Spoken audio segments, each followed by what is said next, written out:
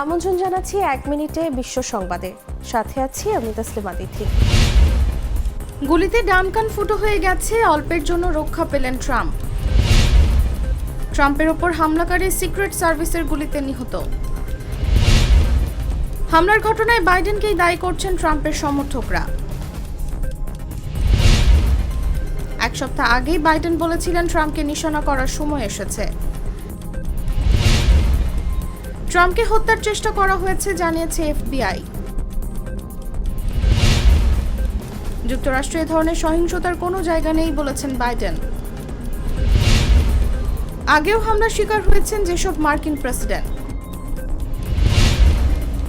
ট্রাম্পের ওপর হামলা, যা বলছেন বিশ্ব নেতারা।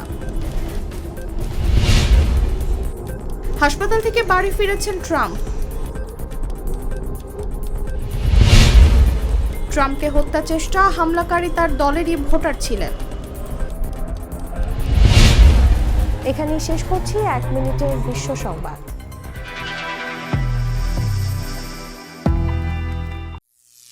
করিম চাচা, আপনার প্রিয় মানুষদের কখনো বিপদে ফেলতে চাইবেন না স্যার। তাহলে আমাদের বিপদে রাখা কি ঠিক হচ্ছে?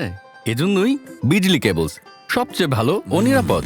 ফ্লেম রিটার্ডেন্ট পিভিসি দিয়ে তৈরি বিজলি কেবলস, নিরাপদ আজীবন।